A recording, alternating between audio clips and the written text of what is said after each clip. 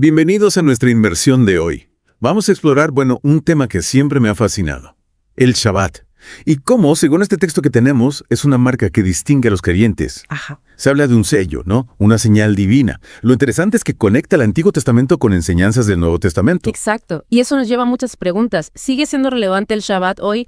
¿Cómo encaja con la fe en Rabbi Yehoshua? ¿Qué nos dice la Biblia realmente sobre la conexión entre los dos testamentos? Uf, tantas preguntas, ¿verdad? A veces parece que estudiamos el Antiguo Testamento por un lado y el Nuevo por otro, pero este texto los entrelaza de una forma muy particular. Sin duda. Y para comprenderlo bien, creo que es crucial comenzar por el concepto hebreo de Ot. Totalmente. O en hebreo bíblico significa signo, marca o sello. Es como algo que diferencia, ¿no? Que singulariza a una persona o un grupo. Claro, como un logo hoy en día. Yeah. Piénsalo. Las empresas usan logotipos para crear una identidad, para distinguirse. Ese es su sello. Una analogía perfecta. Y el texto argumenta que el Shabbat funciona de manera similar. Es un ot que identifica a los creyentes a los ojos del Altísimo. Es como si el Shabbat fuera una forma de mostrar al mundo a quién pertenecemos, ¿no? Exactamente. ¿En qué se basa? ¿Qué fundamento bíblico hay para esta idea? El texto se basa principalmente en Éxodo, capítulo 31. Este pasaje es clave para entender la importancia del Shabbat. A ver, vamos a desglosar ese pasaje del Éxodo. ¿Qué nos dice exactamente sobre el Shabbat? Porque es un sello. En primer lugar, establece que el Shabbat es un mandamiento directo del Altísimo. Es una orden, no una sugerencia. Y luego lo define como una señal entre él y su pueblo, una señal que debe observarse a través de las generaciones. O sea que no es algo temporal, sino que trasciende el tiempo. Es un legado. Exactamente. Y el lenguaje que usa el texto es muy fuerte. Habla incluso de la pena de muerte para quien viole el Shabbat. ¡Wow! No es algo que se deba tomar a la ligera, ¿eh? Es una muestra clara de la importancia que el Altísimo le da al Shabbat. Pero ¿qué más nos dice el texto? ¿Por qué es tan crucial? Lo llama un pacto perpetuo, un recordatorio constante de la creación. Recordemos, el Altísimo descansó en el séptimo día. El Shabbat nos invita a reconectar con la creación y con el Altísimo. Un momento para reflexionar. Y aquí me surge una pregunta. ¿Qué implicaciones tiene este lenguaje tan fuerte para nosotras hoy en día? Es una pregunta fundamental. Y aquí es donde el texto hace algo realmente interesante. Conecta el Shabbat con las enseñanzas de Rabbi Yehoshua en el Nuevo Testamento. Aquí es donde la cosa se pone emocionante. Porque a menudo se piensa que el Nuevo Testamento reemplaza la ley del Antiguo Testamento. ¿Cómo se concilian estas dos perspectivas? Es una idea común, sí, pero este texto argumenta lo contrario. Cita Juan 14, donde Rabbi Yehoshua vincula el amor hacia él con guardar sus mandamientos. Amar a Rabbi Yehoshua implica obedecer sus mandamientos, pero incluye esto la observancia del Shabbat. ¿Cómo se relaciona con el Ot del que hablábamos al principio? Esa es la pregunta clave. El texto interpreta que aceptar a Rabbi Yehoshua como Mesías debería llevar a una adopción gradual de los mandamientos del Altísimo, incluyendo el Shabbat. Un proceso de aprendizaje y crecimiento en la fe. Exacto. Donde profundizamos en la Torá. Precisamente, el texto hace un llamado a los nuevos creyentes a estudiar las Escrituras y a ser ejemplos al practicar y enseñar los mandamientos. Un llamado a la acción. No solo se trata de creer, sino de vivir de acuerdo a la voluntad del Altísimo. Sí. Pero ¿cómo se traduce esto en la práctica? El texto enfatiza que esto incluye tanto los mandamientos pequeños como los grandes. No podemos elegir cuáles seguir. Y en cuanto al Shabbat, no se trata solo de descansar, sino de dedicarlo al estudio de la Torá, a la oración y a la alabanza al Altísimo. Es un día para fortalecer nuestra conexión espiritual, ¿no? Exactamente. Y recordemos, el Shabbat comienza al atardecer del viernes y termina al atardecer del sábado. Un espacio sagrado que debemos honrar. Un paréntesis en el ritmo frenético del mundo. Un tiempo para desconectar y reconectar con lo esencial. Pero, ¿qué pasa con la idea de la gracia?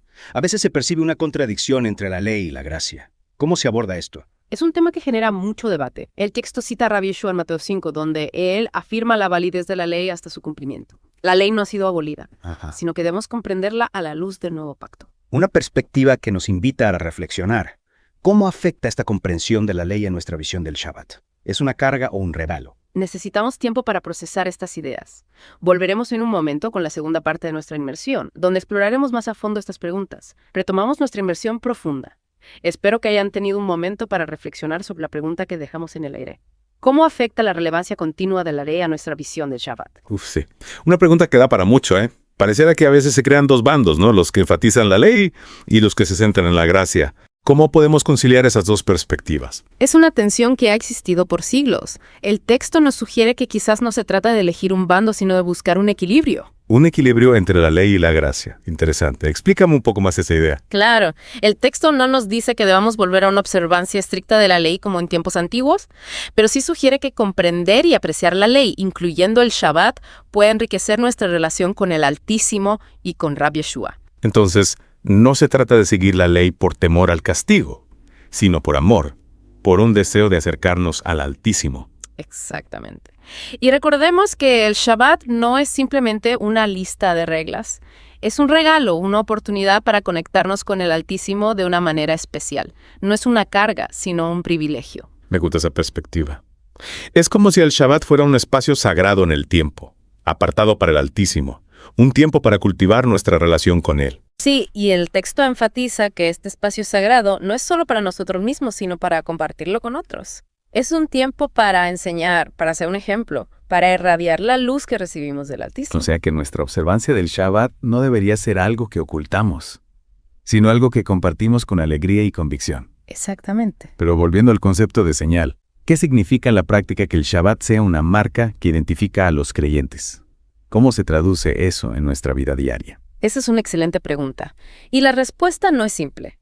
El texto no nos da una lista de acciones específicas, sino que nos invita a reflexionar sobre lo que significa vivir como un pueblo apartado para el Altísimo. Un llamado a la introspección, ¿no?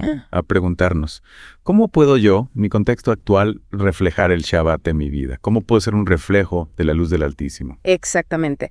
Y esa reflexión puede llevarnos a diferentes conclusiones, dependiendo de nuestra comprensión de las Escrituras y de nuestra relación con el Altísimo. No hay una única respuesta válida para todos. Cada uno debe encontrar su propia forma de vivir el Shabbat de manera auténtica. Sí. Pero hay algunos principios que podamos extraer del texto para guiarnos. Por supuesto. El texto enfatiza, por ejemplo, la importancia del estudio de la Torá durante el Shabbat. Es decir, el Shabbat no es solo para descansar, sino también para aprender, para crecer en nuestro conocimiento de la palabra del Altísimo. Correcto. Y recordemos que el estudio de la Torá no es solo un ejercicio intelectual, es una forma de conectarnos con la sabiduría y la voluntad del Altísimo. Es como abrir un canal de comunicación directo con el Altísimo a través de su palabra. Exactamente. Y esa comunicación también se nutre a través de la oración y la alabanza, que son otros dos elementos clave del Shabbat que el texto destaca. El Shabbat se convierte en un diálogo con el Altísimo. Hablamos con Él a través de la oración y lo escuchamos a través del estudio de la Torá. Y a través de la alabanza expresamos nuestra gratitud. Así es. El Shabbat es un día para celebrar nuestra relación con el Altísimo, para fortalecerla y renovarla. Pero esta celebración no debería limitarse a un solo día a la semana, ¿verdad? Tienes razón. El texto nos invita a reflexionar sobre cómo podemos llevar la esencia del Shabbat a nuestra vida diaria, cómo podemos incorporar la paz, la alegría, la conexión espiritual que experimentamos en Shabbat a los demás días. Es un desafío, sin duda. Pero también es una invitación a integrar nuestra fe en todos los aspectos de nuestra vida, a no vivirla de forma fragmentada. Precisamente, es un proceso continuo, un viaje de aprendizaje y crecimiento que requiere esfuerzo y dedicación, pero es un viaje que nos acerca al corazón del Altísimo. Un viaje en el que el Shabbat se convierte en una brújula, guiándonos hacia una vida más plena y conectada con el Altísimo. Pero antes de continuar, creo que es un buen momento para hacer una pausa y permitir que nuestros oyentes reflexionen sobre lo que hemos conversado. ¿Cómo podemos llevar la esencia del Shabbat a nuestra vida diaria? ¿Cómo podemos ser luz en un mundo que a menudo parece estar sumido en la oscuridad? Volvemos a nuestra inmersión profunda.